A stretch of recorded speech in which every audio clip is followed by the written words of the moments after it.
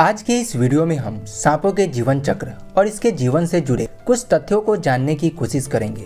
दोस्तों, हम सभी का आमना सामना अक्सर सांपों के साथ हो जाता है, क्योंकि यह अपने भोजन की तलाश में अक्सर हमारे घरों के आसपास चले आते हैं, जिनमें से कुछ सांप तो विषैले होते हैं और कुछ सांपों से हमें खतरा नहीं होता है, क्योंकि वे जहरीले नहीं होते हैं। वैसे आज पृथ्वी पर सांपों की लगभग 3500 से अधिक प्रजातियां पाई जाती है, जिनमें से मात्र 600 प्रजातियां ही जहरीली है और इनमें से भी सांपों की मात्र 200 प्रजातियां इतनी जहरीली है जिसके काटने से किसी इंसान की जान जा सकती है।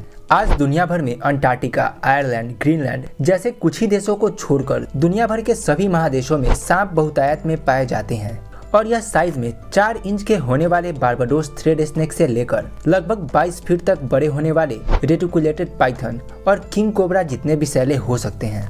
दोस्तों, आपको बता दें कि अभी तक प्राप्त हुए किसी सांप के सबसे बड़े फॉसिल यानी कि जीवाश्म एक टाइटेनोबोआ का था, जो कि 42 फीट जितना बड़ा था और इसे 2009 में खोजा गया था। हालांकि अब यह सांप अस्तित्व में नहीं है। दोस्तों, आपको जानकर हैरानी होगी कि सांपों की उत्पत्ति आज से लगभग 143 से 167 मिलियन साल पहले बुरोइंग लिजार्ड और एक्वेटिक लिजार्ड से हुई थी, लेकिन आज से लगभग 55 से 66 मिलियन साल पहले यह पूरी तरह से एक सांप के रूप में विकसित हो चुका था और बदलते वातावरण के साथ खुद में बदलाव लाकर यह आज भी अपने अस्तित्व को बचाए हुआ है।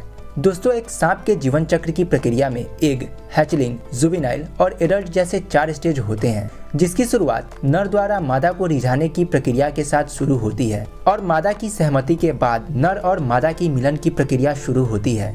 मिलन के इस प्रक्रिया के बाद मादा के शरीर में अंडों को विकसित होने में कुछ सप्ताह से लेकर महीनों तक का समय लग जाता है, जिस दौरान मादा अंडे देने के लिए उचित स्थान का चुनाव करती है।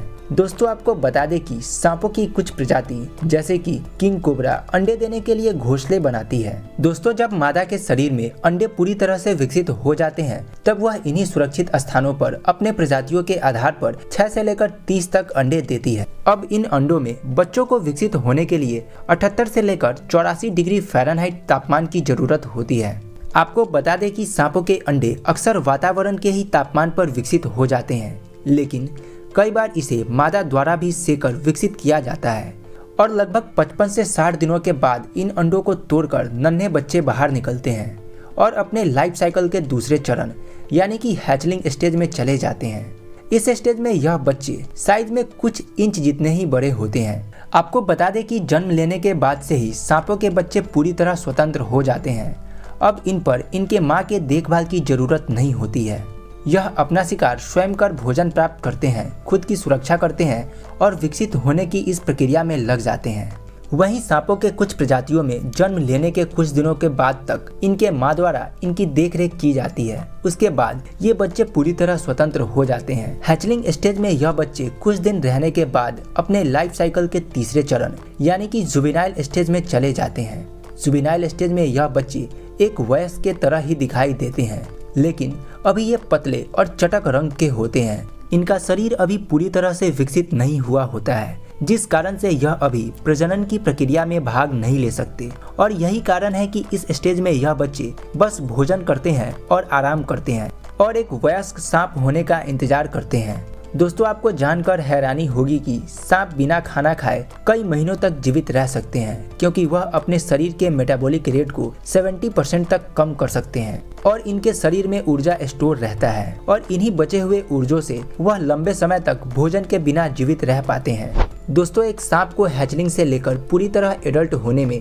2 साल का समय लग जाता है। तब इसके शरीर के विभिन्न अंग पूरी तरह विकसित हो जाते हैं और अब यह प्रजनन की प्रक्रिया में भाग ले सकता है और अपने जीवन चक्र की इस प्रक्रिया को बनाए रखता है। दोस्तों, आपको बता दें कि अपने विभिन्न प्रजातियों के आधार पर सांप कुछ सालों से लेकर 20 से 30 सालों तक जीवित रह सकते हैं। दोस्तों, आज के लिए बस इतना ही। आशा करता हूँ आपको ये वीडियो पसंद आई होगी। अगर वीडियो पसंद आई तो वीडियो को लाइक करें और चैनल को जरूर सब्सक्राइब कर लें।